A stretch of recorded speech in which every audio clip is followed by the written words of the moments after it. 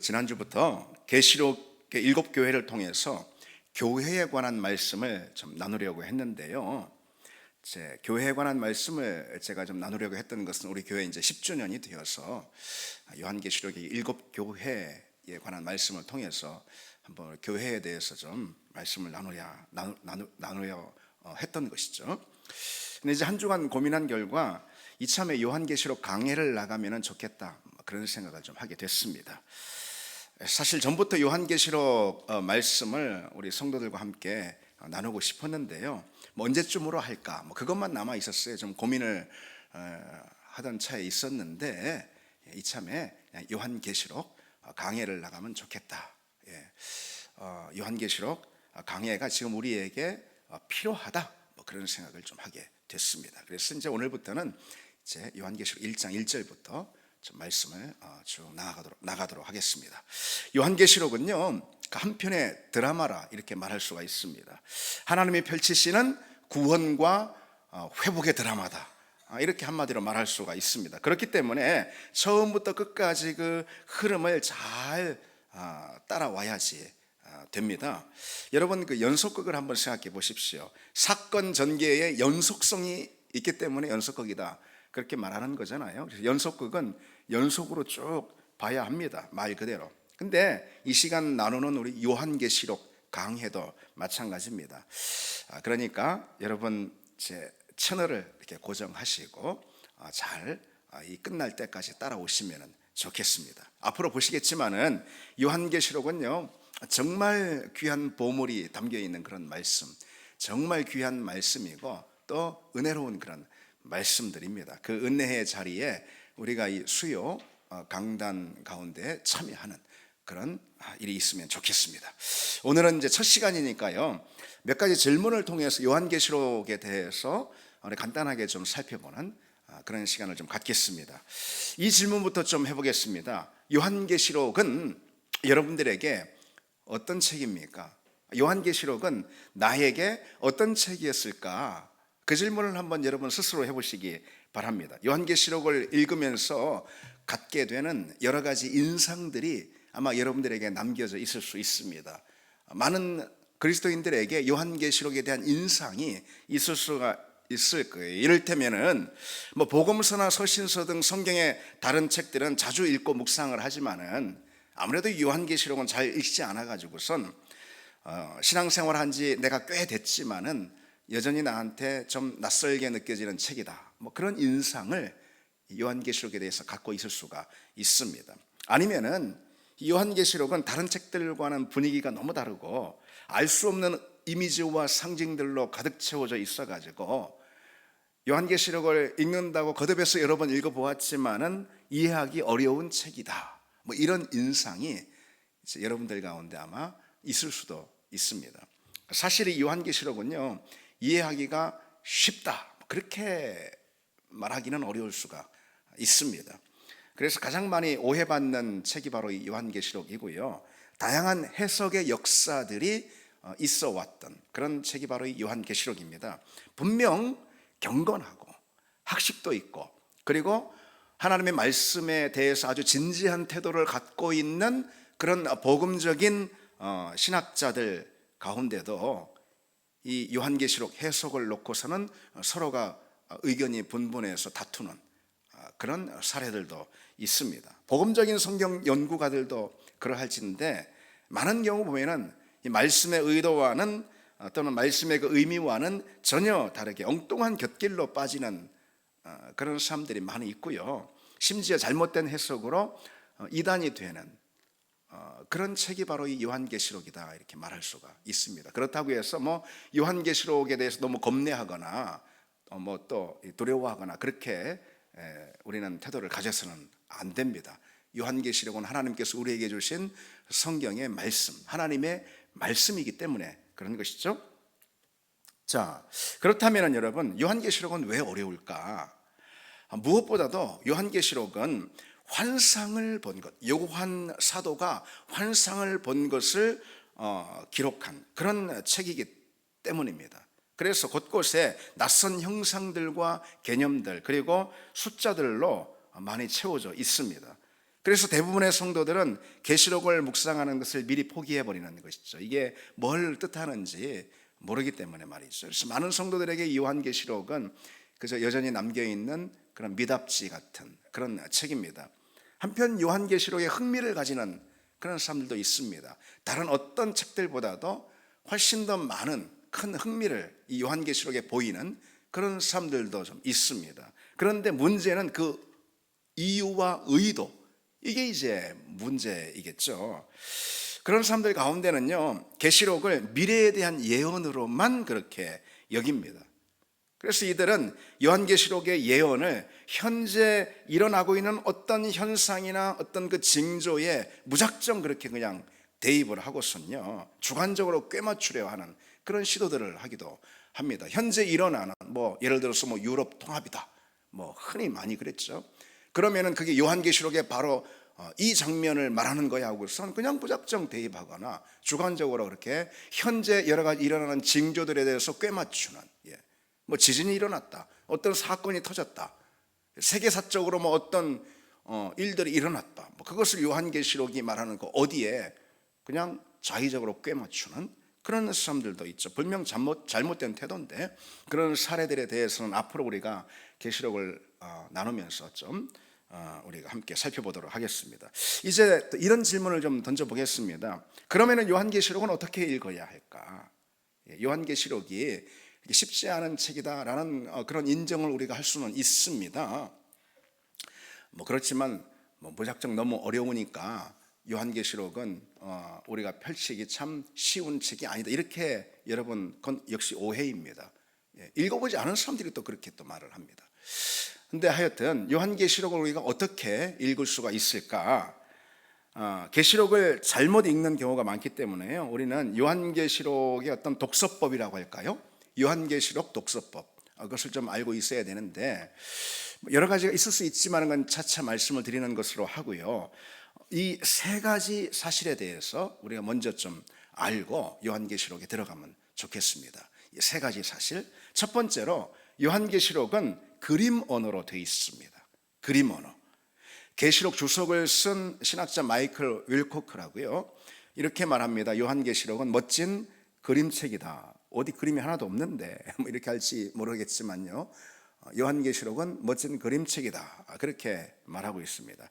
계시록은 주님이 요한에게 환상을 통해서 보여주신 그런 계시의 말씀이고, 요한은 자기가 본 바 환상 그대로 그것을 기록에 남겼습니다. 그것을 어떤 해석의 필터, 자기 자신이 가지고 있는 어떤 해석의 필터로다가 어떤 개념적으로 정의를 해서 쓴 게 아니고 본 환상 그대로 기록을 했단 말이죠. 그러니까 그 환상 가운데 나타났던 여러 형상이나 이미지, 상징들, 그런 것들이 요한계시록에 가득 차 있습니다. 따라서 우리는 그 상징과 숫자와 이미지가 가득한 그림 언어, 그 그림 언어가 무엇을 의미하는지, 그것이 가리키고 있는 메시지가 무엇인지 우리는 알아야지 요한계시록의 그 메시지를 제대로 파악할 수가 있습니다. 두 번째로 요한계시록은요, 구약 성경에서 수많은 언어와 상징들을 빌려오고 있습니다. 따라서 구약은 요한계시록을 푸는 가장 중요한 실마리가 된다, 이렇게 말할 수가 있습니다. 요한계시록 전체가 404절로 되어 있습니다. 404절. 그런데 그 절반 훨씬 이상이 다 구약 성경과 관련된 말씀입니다. 즉 간접적으로 다 관련이 되어 있습니다. 특별히 이제 에스겔 또는 다니엘, 이사야, 그리고 또 시편, 출애굽기, 스가랴, 스바냐, 이런 성경들, 대다수 구약 성경을 다 이제 포함합니다. 그런 구약에서 많은 상징들을 이 요한계시록이 채용을 합니다. 예를 들어서 생명나무, 요한계시록에 나오는 용, 짐승, 음녀, 바벨론, 그런 개념들요. 그리고 숫자도 42 아니면은 14만 4천, 그런 숫자 역시 다 구약에서 가져온 거예요. 이것이 여러분, 요한계시록에서만 보이는 게 아닙니다. 거의 대부분이 다 구약에서 가져온 것입니다. 상징이나 개념이나 숫자가 다 그렇습니다. 따라서 요한계시록에 나오는 그런 상징이나 개념 이런 숫자들은 다른 어떤 해석 방법이 아니라요, 구약 성경을 통해서 우리가 접근을 해야 합니다. 뭐 어디 갔더니 누가 그 상징을 이렇게 풀더라, 그 숫자를 이렇게 풀더라, 그렇지 않습니다. 이미 다 구약 성경에 있습니다. 요한이 구약 성경에 있는 그 상징이나 숫자를 채용해서 기록했다 이 말이죠. 그래서 요한계시록을 푸는 가장 중요한 실마리는 바로 구약 성경입니다. 그럼 여러분, 그런 아까 말씀드린 그림 언어나 아니면은 구약에서 빌려온 이런 상징들을 통해서 요한계시록이 말씀하고자 하는 핵심 메시지는 무엇일까요? 예수 그리스도입니다. 당연한 말이지만 예수 그리스도다 라고 그렇게 말씀할 수가 있어요. 예수 그리스도께서 우주 만물의 참된 주인이시고 이 땅과 역사는 그분이 구원의 경영을 하는 그런 무대이다. 그리스도께서 행하시는 구원의 역사가 지금 이 순간에도 목적을 향해서 중단 없이 진행되고 있다. 바로 이것이 요한계시록의 주된 메시지라 이것이죠. 계시록을 오해하는 사람들은 계시록의 핵심이 무슨 흔히 말하는 666이나 아니면 14만 4천이나 그것도 아니면 천년왕국이나 아마겟돈이나 아니면 적그리스도나 그런 것인 줄 말하는데 전혀 그렇지 않다라는 것이죠. 예수 그리스도이죠. 요한계시록에 가장 분명하게 뚜렷이 보이는 주인공은 예수 그리스도이고요. 그 어느 성경보다도 복음서 그 이상으로 예수 그리스도를 가장 뚜렷하게 주인공으로 이렇게 비추는, 포커스를 맞추는 그런 성경의 책이 바로 요한계시록입니다. 요한계시록에서 예수 그리스도를 중심으로 우리가 볼 수 없다면, 또는 그렇게 말하지 않는다면 그것은 영 엇나간 그런 성경 읽기가 되는 거죠. 요한계시록, 예수 그리스도이고 그분이 펼치시는 구원의 드라마입니다. 앞으로 그 점에 대해서 우리가 본문을 통해서 좀 살펴보려고 하는 거죠. 자, 세 번째로 요한계시록에 대해서 우리가 다음에 세 가지를 좀 알아야 한다 이렇게 말씀을 드렸어요. 첫 번째는 요한계시록의 그림 언어고, 그리고 또 요한계시록은 구약성경에서 수많은 언어와 그리고 상징들을 빌려왔다라는 말씀을 드렸고, 마지막 하나는 요한계시록에 대해서 우리가 알아야 할 것은 그 기록 배경입니다. 그 기록 배경, 그 역사적 배경과 전혀 상관없이, 역사적 배경은 완전히 생략하고 뛰어넘고 요한계시록을 그냥 막연한 앞날에 대한 예언으로만, 그렇게 물론 예언이 나오죠. 그런데 역사적 배경을 건너뛰고 예언만 생각을 한다면 그것은 그 해석하는 예언이 잘못된 예언일 수가 있습니다. 그러니까 우리는 요한계시록을 우리가 제대로 읽으려면은 계시록이 쓰인 역사적 그런 배경을 알아야 합니다. 요한계시록이 기록되던 때는요, 어떤 시대일까? 주후 90년경이다 이렇게 말할 수가 있습니다. 주후 90년경의 상황은 어떤 상황, 정치 또는 사회적 상황이었냐면요, 소아시아 교회들, 지금의 터키 지역, 이 지역으로 보자면은 도미티아누스 황제의 무자비한 박해가 펼쳐지던 그런 시대였습니다. 당시 성도들은 한 20-30년 전에 어떤 일이 있었냐면 네로 황제 치하에 있었는데, 그때 또 네로에 의해서 또 교회가 어마어마한 박해를 받았거든요. 그 기억이 어떻습니까? 지금도 생생하게 남아있는 거죠. 근데 네로는 무슨 미치광이 그런 황제처럼요, 교회를 미친 듯이 박해를 했습니다. 그래도 그나마 다행히 그 박해를 받은 대상이 로마 지역에 한정된 그런 로마 교회, 그게 이제 박해를 받았습니다. 그러나 도미티아누스 황제는요, 제국 전역에 걸쳐서 주도 면밀하게 교회를 박해한 그런 첫 번째 황제였습니다. 특히 도미티아누스는 자신을 일컬어서 신이다, 살아있으면서 자신을 신이다라고 말한 첫 번째 황제가 바로 이 도미티아누스 황제입니다. 그러니까 로마 제국시대에는 황제를 다 숭배했습니다. 신으로 떠받들었어요. 그런데 죽은 다음에 그렇게 했습니다. 그런데 이 도미티아누스는 살아 생전에 나는 신이다, 그렇게 최초로 선언한 황제였단 말이죠. 그러니까 황제 숭배에 대해서 이전보다도 어떻겠습니까? 훨씬 더 강압적으로 황제 숭배를 강요하지 않았겠어요? 그리고 그것을 거부하는 사람 무참히 다 박해를 했습니다. 당시 그런데 제국 전역에 흩어져 있었던 여러 다양한 우상을 섬겼던 종교인들 있잖아요. 모든 종교인들이 다 해당하는데 다 다신교였습니다. 그 여러 신들을 다 섬겼어요. 신이 더 많으면 많을수록 좋은 거예요. 그 신이 나를 도와주니까. 그 신이 나한테 힘이 되고 위로가 되니까 좋은 거예요. 그래서 황제 숭배를 강요하면은 뭐 상관없습니다. 그 황제도 내가 섬기는 신 중에 하나로 더 추가하면 되는 거예요. 도미티아누스 황제가 나만 섬기라 그러지 않았습니다. 그들이 믿는 모든 신들 가운데 자신도 황제 숭배도 더 하라, 이런 이야기죠. 어차피 여러 신들을 함께 섬겼던 당시 다신교적인 환경 안에서 그때 당시에 많은 사람들은 황제를 신으로 추가하면 됐습니다. 그러나 그리스도인들은 그렇지 않았죠. 하나님 외에 그 어떤 신도 인정하지 않았죠. 단호하게 인정하지 않았습니다. 오직 예수 그리스도만을 주라, 큐리오스, 오직 예수 그리스도만을 주로 받아들였어요. 그리고 주로 칭할 때 어떤 예수 그리스도 외에 다른 우상도, 심지어 황제도 주로 칭하는 것을 거부했습니다. 그러니 박해는 따놓은 당상이죠. 어마어마한 박해가 제국 전역에 펼쳐졌어요.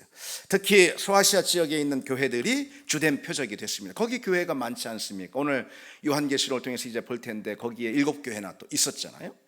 그런 가운데 교회가 박해가 교회에 가해지니까 상당히 교회가 이제 힘들어지게 되는 거죠. 네로는 그저 감정적으로 교회를 박해했다면은 이제 도미티아누스는 법령을 정해가지고 법을 선포해서 전역에 주도 면밀하게 치밀하게 교회를 박해하는 그런 일들을 자행했습니다. 황제 숭배를 거부하는 사람들은 우선 그 생계와 삶의 터전을 빼앗아 버립니다. 그리고 세금을 몇 배로 부과해가지고 어떤 거래하는 그런 일들을 다 차단해 버립니다. 그러니까 살 수 없게 먹고 살 수 없게 만드는 거죠. 그래도 안 되면은, 그래도 예수 믿는다 하면은 재산을 몰수하고 그 사회에서 추방해 버렸습니다. 믿음을 가지고는 살 수 없게 이렇게 만든 거예요.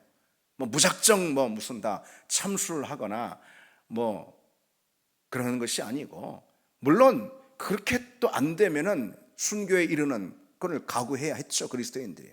그러나 신앙생활을 할 수 없는 환경을 만들어 버리는 거예요. 믿음 가지고는 살 수 없게 만드는 거예요. 믿음을 버리라는 그런 종용을 하는 것입니다. 너 그러고도 믿을래? 이런 거죠. 그런 박해 가운데 아무래도 동요가 그 당시 초기 교회에 일어났고요. 흩어지는 교인들도 생겼습니다. 여기저기서 교회를 떠나며 신앙을 버리는 교인들이 속출했던 거예요. 그런 한편 또 설상가상 세속의 물결이 또 교회로 물밀듯이 들어옵니다. 세속화의 문제, 우상의 문제, 진리를 훼손하는 이단의 문제, 이런 것들에 교회가 이제 노출되기 시작했습니다. 그런 가운데 성도들은 이런 질문을 하게 되는 거죠. 과연 교회는 이렇게 무너지고 마는 건가?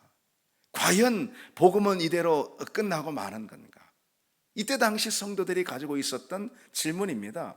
이들이 보기에 로마 제국은 너무나도 강하고 결코 무너지지 않는 견고한 성 같아 보였어요. 그리고 세속의 물결은 너무도 거세고 교회는 그 큰 풍랑 앞에 놓여있는 작은 쪽배처럼 그렇게 보였습니다. 제국의 박해, 세속의 물결이 이제는 중단돼야지만 하는데, 그러지 않으면은 교회의 미래는 더 이상 장담할 수 없을 것 같아 보였던 것, 그것이 바로 1세기 당시 교회의 형편 상황이었습니다. 교회는 이대로 쇠락하고 마는 건가?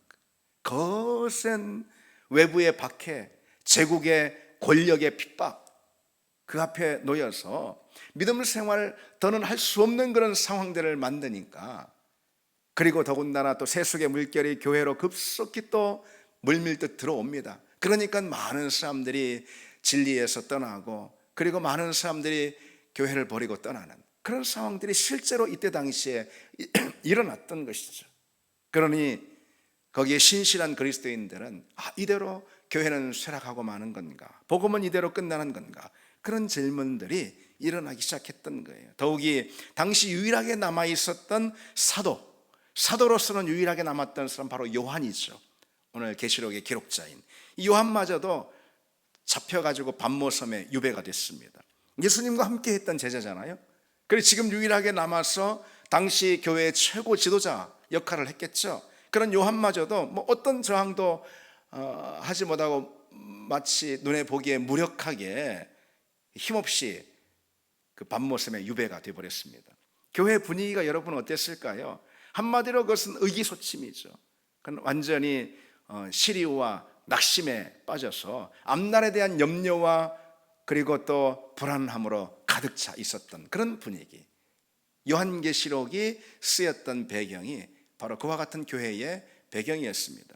그런 교회를 향해서 주신 하나님의 말씀이 요한계시록이다 이거죠. 주님은 요한에게 환상을 보여주십니다. 환상을 통해서 지금 당신이 교회를 향해서 무엇을 하고 계시며 무엇을 또 준비하고 계신지 보여주십니다. 주님이 교회를 떠난 것도 교회를 버리신 것도 아니라는 거죠. 교회가 마주하고 있는 세상의 환경이 비록 이렇게 거칠고 억압적인 환경이라 하더라도 우리 주님이 교회를 버리거나 떠나신 것이 아니라는 거죠. 요한을 통해서 분명히 보여주시는 하나님의 메시지는 주님이 교회 가운데 거닐고 계시고 교회를 여전히 붙들고 계시고 그 교회를 통해서 일하고 계시고 그 교회를 향해서 준비하고 계시는 하나님의 일들이 있다. 이것을 요한을 통해 환상으로 보여주십니다. 주님이 요한에게 보여주신 이 환상은 한마디로 이런 메시지인 거예요. 교회는 승리한다. 복음의 영광, 하나님 나라의 완성, 그것이 바로 이 중심된 메시지입니다. 그것을 위해서 하나님께서 하고 계시는 일들을 지금 요한에게 보여주시는 것이고, 요한은 환상을 통해 그것을 보고 낙심 가운데 빠져있는 소아시아의 7교회를 향해서 그걸 편지로 보냅니다. 그게 바로 요한계시록입니다. 따라서 요한계시록의 중심 주제는 여러분 무엇이겠습니까? 핍박받는 당시 그리스도인들에 대한 격려와 소망이죠. 오늘 우리에게도 역시 마찬가지죠. 신학자 폴 스티븐스는요, 이렇게 이제 계시록에 대해서 말하고 있습니다. 예수님은 우리에게 소망을 주기 위해 요한에게 요한계시록에 기록된 기묘하고 아름다운 이상을 주셨습니다. 우리가 절망하고 세상에 지치고 미래에 충격을 받고 핍박의 공포에 쌓여 있고 병든 사회와 더불어 살아가는 바로 그 시점에 요한계시록은 우리에게 감동으로 다가옵니다. 그랬습니다. 지금의 때도 여러분 다르지 않은 거죠. 어둠의 세력은 오늘도 성도들을 미혹해가지고 진리에서 떠나게 만듭니다. 미끄러지게 만들어요. 복음과 말씀을 오늘도 오염시키고 교회를 혼탁하게 하는 그런 어둠의 세력들이 여전히, 아니 이때보다 더 왕성하게 활동을 합니다. 교회의 세속의 물결 그 전보다도 훨씬 더 거세게 세속의 물결에 밀려오고, 그래서 교회가 타락하는 그런 경우도 부지기수이고요. 수많은 교인들이 이러저러 핑계와 변명을 대면서 교회를 떠나고 심지어 신앙을 버리고 세상을 향하는 이런 때, 2000년 전 계시록에 쓰였던 그 계시록의 배경과 다를 것이 없습니다. 물리적인 핍박은 그때보다 덜하다 하더라도 사단의 미혹의 역사, 세상의 세속의 물결, 그것으로 인해서 교회가 오염되고 진리가 훼손되고 수많은 사람들이 자아 우상을 섬기면서 하나님을 버리고 세상으로 향하는 이런 일들은 그때보다 지금이 훨씬 더 거세다. 그래서 과연 교회는 이대로 쇠락하고 마는 걸까? 과연 복음은 여기서 그 진군을 멈추는 것일까? 이런 의문이 이 신실한 그리스도인들 가운데 일어나게 되는 것이죠. 그런 의문이, 그런 질문이 든다면 여러분, 요한계시록에서 말씀하는 바로 이 주님을 우리가 만나야 하겠죠. 세상이 비록 강하고요, 교회는 아무것도 아닌 것 같고 나 자신은 너무나도 약해 보이고요, 그래도 요한계시록을 통해서 주님이 우리에게 말씀하시고자 하시는 메시지는 무엇이죠? 결국 교회는 승리한다. 결국 믿음이 이긴다. 그거죠. 요한계시록은 우리에게 분명하게 그 사실을 보여주고 있습니다. 이제 여러분 본문 1절을 한번 보실까요? 요한계시록은 예수 그리스도의 계시다, 이런 말씀으로 시작을 합니다. 여기서의 계시라는 것은 아포칼립시스라는 그런 단어인데요, 이거는 숨겨진 하나님의 말씀, 비밀스러운 하나님의 그 말씀을 드러내 보이다, 이렇게 우리가 이해할 수 있습니다.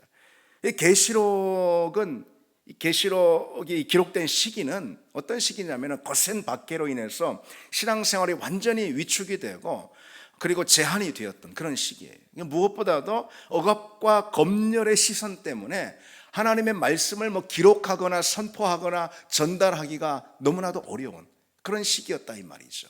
말씀을 묵상하고 읽고 기록하고 따르고 전하고 선포하고 하는 거가 너무나도 힘들었던 그런 시기, 그런 검열의 시기, 억압의 시기, 말씀을 꽉 억누르는 그런 시기가 바로 요한계시록이 기록된 시기였어요. 그런데 여러분 보십시오. 그럼에도 불구하고 하나님의 말씀이 요한계시록처럼 기록되고 선포되고 전달되지 않았습니까? 모든 이때 당시 사람들이 요한계시록의 말씀, 당시 7교회가 이 말씀을 통해서 위로를 받고 격려를 얻고 또 채찍질을 당하고 그리고 소망 가운데 다시 일어서는 그런 역사들이 당연히 있었죠. 그것이 하나님의 말씀이 일한 그런 결과였습니다. 하나님의 말씀이 그 억압과 폭정, 그 삼엄한 검열의 시기에도 불구하고 하나님의 말씀이 기록되고 읽히고 선포되었다. 하나님의 말씀을 막을 것은 그 어떤 것도 없다라는 것이죠. 하나님의 말씀은 어떤 환경에서도 그 열매를 반드시 맺는다. 이것을 다시 한번 우리에게 보여줍니다. 말씀의 왕성함을 꺾어버릴 세상에 그 어떤 것도 없다. 결국 모든 것은 말씀 앞에 무릎을 꿇는다는 것이죠. 결국은 말씀이 이긴다. 말씀이 승리한다. 여러분, 말씀이 이김을 믿습니다. 그러면 우리 인생이 이기는 인생이 되기 위해서는 우리 인생이 스스로 우리 인생을 이기게 할 수는 없어요.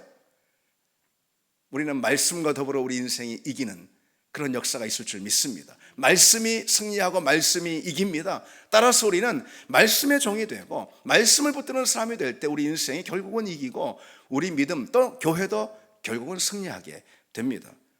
우리 삶과 믿음의 형편이 아무리 힘들고 어려워도요, 그리고 외부의 박해 아니면은 내부의 시험으로 아무리 어려운 그런 상황이라 하더라도 중요한 것은 우리 가운데 말씀이 일하시면 된다. 우리에게 이런 믿음이 있어야 합니다. 말씀이 일하시면 된다. 여러분, 이 당시에 7교회를 비롯해서 소아시아 그리고 그 외에 로마 전역에 있었던 그런 교회들 가운데 말이죠, 얼마나 어려움이 있고 똑같은 박해와 핍박을 접하고 있었고, 그리고 그런 가운데 수많은 사람들이 배교하고 하나님을 떠나고 그런 일들도 많이 있었고요. 이단의 세력들이 막 무수히 일어나서 교회 진리를 훼손하고, 당시에 많은 신실한 그리스도인들이 이대로 복음은 끝나버리는가? 사도들이 다 떠났잖아요. 그렇죠? 사도들이 다 떠났어요. 요한 한 사람만 남았죠. 이제 예수님도 안 계시고 예수님과 함께 했던 사도들도 다 없는 상황. 복음은 여기까지인가 보다. 교회는 여기까지인가? 이런 탄식, 이런 의문 이들에게 있었다 이 말이죠. 그러나 밤모섬에 하나님의 계시가 임하는 그 순간, 하나님의 말씀이 사도 요한에게 들리는 그 순간, 요한을 통해서 온 교회 가운데 전달되는 그 순간, 교회는 이미 승리한 거나 다름없다는 것이죠. 말씀이 들린 그 순간, 말씀이 그들에게 임한 그 순간, 교회는 이미 승리한 거나 마찬가지입니다. 그것이 말씀이 하는 일이죠. 말씀이 우리 가운데 임하면 우리는 능히 이기는 사람이 될 줄 믿습니다. 말씀이 다만 들어오면 되는 거예요. 그래서 말씀이 들리면 되는 겁니다. 물론 하나님은 우리에게 여전히 말씀하시고 어떤 상황 가운데서도 중단 없이 하나님은 우리에게 말씀하시고 당신의 음성을 들려주십니다. 들려주십니다. 다만 그 말씀이 우리에게 들리냐, 우리가 마음을 열고 우리가 눈을 열어서 귀를 열어서 그 말씀을 듣고 있느냐, 내 인생의 말씀이 들리느냐. 다만 중요한 것은 그것이죠. 우리 인생이 이기기 위해서는, 내 믿음이, 우리 교회가 이기기 위해서는 말씀을 붙들고 말씀이 이기니까 말씀이 들리고 그 길밖에는 없습니다.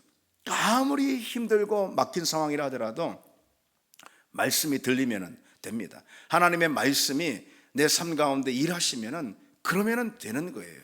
우리는 그것만을 붙드는 사람이 되어야 합니다.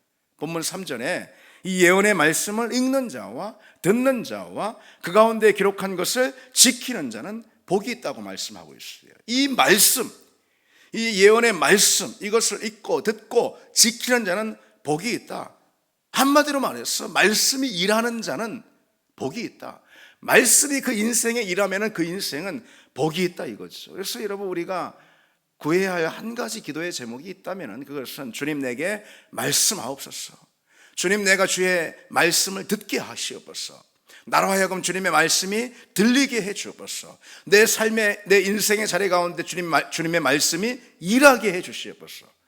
우리가 기도할 거, 소원할 것이 있다면 여러분, 그거 하나입니다. 그러면은 여러분, 오늘 본문의 주님은 어떤 말씀을 하십니까? 간략하게만 보시면은 하나님이 그에게 주사 반드시 속히 일어날 일들에 관해서 말씀한다고 그랬어요. 이것이 이제 저 계시록 저 마지막 장까지이겠죠. 속히 일어날 일들에 관해서 말씀한다. 요한계시록은요, 반드시 속히 일어날 일이라고 그랬어요. 먼저는 요한계시록은 반드시 일어날 일들에 대한 말씀이에요. 계시록의 말씀은 한마디로 뭐예요? 반드시 일어날 것이다, 이런 거죠. 계시록의 말씀은 그냥 일어날 수도 있고 그러지 않을 수도 있는 그런 말씀이 아니에요. 그럼 하나님의 말씀이 아니죠. 하나님의 약속이 아니죠. 계시록의 말씀은 반드시 일어날 것이다. 하나도 남김없이 빠짐없이 하나님이 하신 이 계시록의 말씀은 반드시 일어날 것이고, 계시록에 주신 하나님의 이 약속은 하나도 빠짐없이 반드시 성취될 것이다. 그 말씀인 거예요. 그리고 다시 본문을 보시면 3절에 때가 가까움이라 그랬어요. 그러니까 하나님은 속히 일어날 말씀을 이야기하시고, 그리고 때가 가까우리라 라고 한 번 더 붙이고 있어요.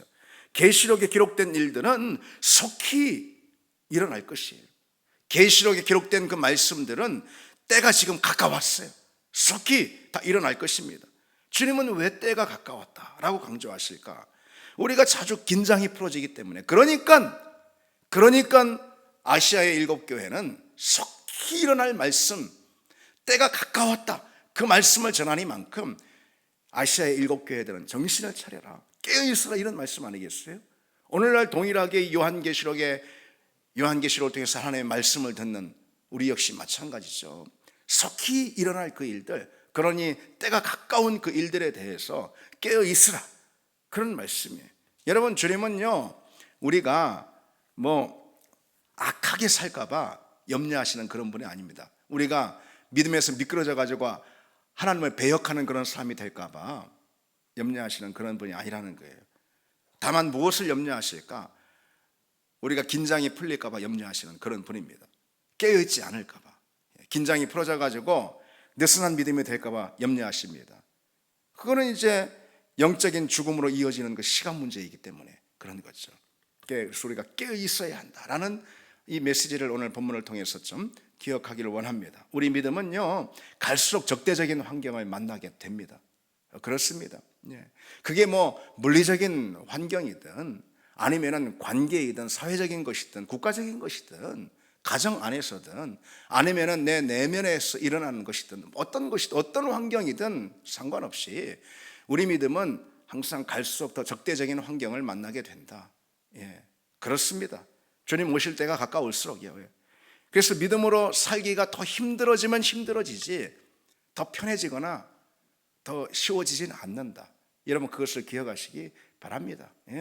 그렇습니다. 믿음으로 사는 것이 가면 갈수록 더 어려워지고 힘들어진다 이거죠. 그러니 우리는 오늘의 믿음으로 내일을 살 수는 없습니다. 오늘보다 더 견고하고 더 철저하고 더 견실하고 온전한 믿음을 우리가 늘 가질 때 우리는 그 믿음으로 내일을 견디고 그 믿음으로 우리는 내일을 살 수가 있습니다. 다시 말해서 우리는 오늘보다 내일보다 그 다음날 더욱더 깨어 있어야 한다, 이런 뜻이죠. 왜?